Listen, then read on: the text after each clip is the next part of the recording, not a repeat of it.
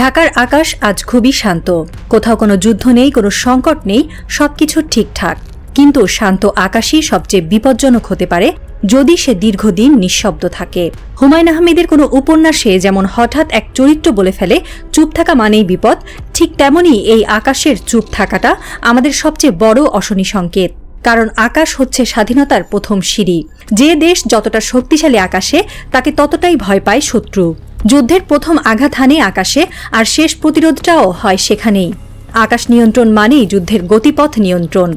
সাম্প্রতিক পাকিস্তান ভারত কিংবা Israel Iran যুদ্ধ আবার মনে করিয়ে দিয়েছে, রক্ত দিয়ে কেনা স্বাধীনতা রক্ষা করা যাবে কিনা তা নির্ধারিত হয় আকাশেই। আমাদের এখানেও খবর ছড়িয়েছিল আমরা চীন থেকে J-10C কিনব, পাকিস্তান থেকে আসছে F-17 থান্ডার। প্রতিরক্ষা বিশ্লেষক থেকে শুরু করে সাধারণ তরুণ সবাই গর্বে বুক ফুলিয়ে হাঁটল। মনে হচ্ছিল বাংলাদেশের আকাশে আর অন্য কারো ছায়া পড়বে না। তারপর নিস্তব্ধতা, যেন কেউ হঠাৎ শব্দচাপা এক আদেশে সব আলো নিভিয়ে দিয়েছে। যেন কেউ পেছন থেকে এসে কান ফুঁসে বলেছে, তোমাদের আকাশ নিয়ন্ত্রণে রাখা যাবে না। কিন্তু কেন? বিশ্ববাজারে J-10C একটি আধুনিক চতুর্থ প্রজন্মের যুদ্ধবিমান। চীনের পক্ষ থেকে বাংলাদেশকে দেওয়ার প্রস্তাব ছিল অভাবনীয়ভাবে কম দামে বন্ধুত্বের হাত বাড়িয়ে। কিন্তু একটি অদৃশ্য ফ্যাক্স যেন এসে পৌঁছায় ঢাকার কোনো সদর দপ্তরে। একটি চাপ, একটি নির্দেশ, একটি নিষেধ। এই চাপ নাকি আসে শুধু দিল্লি থেকে। ভারতের সাউথ ব্লক এবং প্রধান গোয়েন্দা সংস্থার র সক্রিয়ভাবে হস্তক্ষেপ করে। বাংলাদেশের র এর কিছু বিশেষ দূত গোপনে কাজ করে, যাদের একটাই মিশন, বাংলাদেশ যেন চীন বা পাকিস্তান থেকে আধুনিক যুদ্ধবিমান না নেয়। তারা শুধু হুঁশিয়ারি দেয় না, কৌশলে কিছু অভ্যন্তরীণ কর্মকর্তা, আমলা ও অবসরপ্রাপ্ত সামরিক কর্মকর্তা নিয়ন্ত্রণে আনে। বিভিন্ন সেমিনার, গবেষণা বা প্রতিরক্ষা সম্মেলনে এমন ভাষা চালু করে যাতে যুদ্ধবিমান কেনা একটি বিপজ্জনক বিলাসিতা হিসেবে মনে হয়। এক সূত্র বলেছে, J-10C কেনা মানে বাংলাদেশ সরাসরি চীনা পাকিস্তান জোটে ঢুকে পড়বে। ভারত তা হতে দিতে পারে না। ভারত মনে করে এটি তার আঞ্চলিক আধিপত্যের বিরুদ্ধে যাবে। ভারতের পক্ষ থেকে একাধিকবার বন্ধুত্বপূর্ণ পরামর্শ দেওয়া হয়, অতিমাত্রায় প্রতিক্রিয়া খাতে না গিয়ে মানব সম্পদ উন্নয়ন বা অর্থনৈতিক স্থিতিশীলতা ভাবুন। কিন্তু আসল বার্তা থাকে অন্য কোথাও। তোমরা আমাদের অনুমতি ছাড়া উচ্চ প্রযুক্তির কিছু কিনতে পারো না। শুধু বলে করো না। আর তাদের হয়ে যারা না বলে, তারা কেউ বাইরের না, তারা ভেতরের। ভারত ঘেঁষা আমলারা সেই কাজে সবসময় প্রস্তুত। স্বাধীনতার ৫৫ বছরে বাংলাদেশ একটি কার্যকর মাল্টিরোল যুদ্ধবিমানও তৈরি করতে পারেনি। F-7MB, MiG-21 টাইপ পুরনো যন্ত্রপাতি নিয়েই চলছে বাহিনী। বিশ্বব্যাপী যখন চতুর্থ ও পঞ্চম প্রজন্মের প্রযুক্তিতে ডানা মেলছে, বাংলাদেশ তখনও ভাবছে, তাও আবার অন্যের মুখ চেয়ে। নিজের পায়ে দাঁড়ানো নয়, বরং কারা অনুমতি দেবে সেটা দেখে সিদ্ধান্ত। এই জাতিকে কেউ শেখায়নি স্বাধীনতা মানে শুধু জাতীয় সঙ্গীত না, আকাশ প্রতিরক্ষাও। বাংলাদেশের প্রতিরক্ষা ব্যবস্থার ভেতরে এমন একটি দালাল শ্রেণী গড়ে উঠেছে, যারা ভারতীয় লবির প্রতি অন্ধ আনুগত্যে বিশ্বাসী। তাদের যুক্তি, ভারতের রোষানলে পড়লে প্রতিবেশী বৈরিতা তৈরি হবে। তারা ভয় দেখায় সামরিক উত্তেজনার, আর সেই ভয়েই বাংলাদেশকে গলা টিপে ধরে রাখে।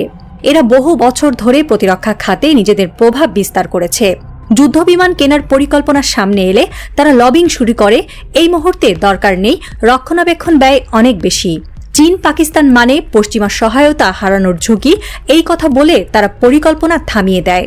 আরেক পক্ষ ভারতপ্রেমী বুদ্ধিজীবী নামধারী লবিরা। তারা বিভিন্ন টকশো, লেখালেখি বা পলিসি পেপারে এমনভাবে বিষয়টি উপস্থাপন করে যেন যুদ্ধবিমান না কেনাটাই বাস্তববাদ, যেন আকাশে নিরাপত্তা নয়, কূটনীতি দিয়েই সব সমস্যার সমাধান সম্ভব। এই দুই শ্রেণীর চাপে পড়ে বাংলাদেশের স্বাধীন প্রতিরক্ষা নীতিও আজ অন্যের ইচ্ছার অনুবাদ মাত্র। তারা কেবল বর্তমান নয়, ভবিষ্যতের সম্ভাবনাও হত্যা করে চলেছে। এদেরই একজন উচ্চপদস্থ অবসরপ্রাপ্ত কর্মকর্তা নাম না প্রকাশের শর্তে বলেন, আমরা নিজের পায়ে কুড়াল মারছি। যুদ্ধবিমান কেনা তো শুধু প্রতিরক্ষা না, এটা রাজনৈতিক বার্তা। কিন্তু এখনকার বাস্তবতায় বাংলাদেশ যেন নিজের কণ্ঠ হারিয়ে ফেলেছে। এই ভয়, এই শৃঙ্খল, এই গোপন আধার এতটাই গভীর ছিল যে ৫ আগস্টের আগ পর্যন্ত বাংলাদেশে কোনো মূলধারার গণমাধ্যম J-10C বা J-17 নিয়ে একটি অনুসন্ধানী প্রতিবেদন পর্যন্ত করতে সাহস করেনি। যেন কেউ আগেভাগেই বলে রেখেছে, এই প্রসঙ্গে কিছু বললে বিপদ আছে। বড় বড় প্রচার মাধ্যম চুপ করে গেছে। সারা দেশে যুদ্ধবিমান নিয়ে সামাজিক আবেগ থাকলেও বড় জায়গায় তা অনুপস্থিত। কারণ তারা জানে যে প্রশ্ন করলে বিজ্ঞাপন আটকে যায়, সেই প্রশ্ন করা নিরাপদ নয়। আর প্রশ্ন ছিল আমরা কেন যুদ্ধবিমান কিনতে পারছি না। কেউ প্রশ্ন করেনি কেন বাংলাদেশ এখনও যুদ্ধবিমান কিনতে পারছে না। 5 আগস্টের আগে যেন এক বোবা সময়ের মধ্যে আটকে ছিল বাংলাদেশ।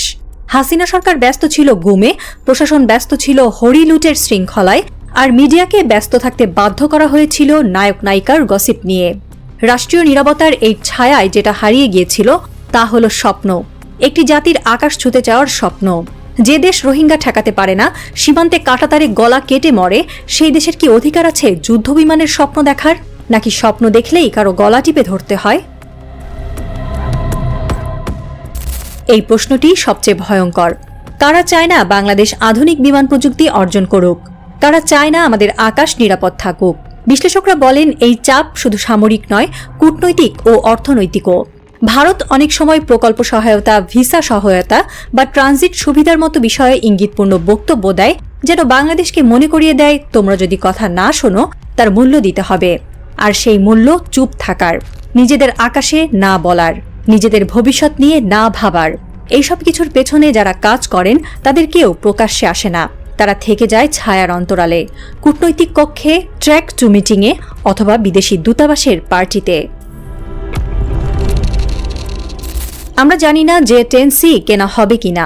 আমরা জানি না যে F-17 থান্ডার আদৌ এই মাটিতে নামবে কিনা। আমরা জানি না আমাদের স্বপ্ন কে আটকে রেখেছে। কিন্তু আমরা এটা জানি এই প্রশ্নগুলো উঠবে, উঠতেই হবে। কারণ একদিন বাংলাদেশ নিজের আকাশ নিজেই রক্ষা করবে, আর সেদিনের শুরু এই প্রশ্ন দিয়ে। আমরা যুদ্ধবিমান কেন কিনতে পারি না? কারা আমাদের গলায় শেকল পরিয়ে রেখেছে? এটা সেই প্রশ্ন যেটা করতে গিয়ে মুখ চেপে ধরা হয়। এটা সেই প্রশ্ন যেটা করতে গিয়ে সাংবাদিক হারিয়ে যায়। তারপরও এটাই সেই প্রশ্ন যেটার উত্তর একদিন কাঁপিয়ে দেবে দিল্লি, সাউথ ব্লক, উন্মোচিত করবে এর বাংলাদেশি দালালদের প্রত্যেকের মুখোশ। আর বাংলাদেশ সেদিন হয়তো বলবে এই আকাশ দেখেছে 1971, দেখেছে কারফিউ, দেখেছে রোহিঙ্গার ঢল, ফেলানির লাশ আর সীমান্তে নির্মম গুলি। এই আকাশ জানে এটি কার। আমি বাংলাদেশের, আমাকে আর দাবায় রাখতে পারবা না।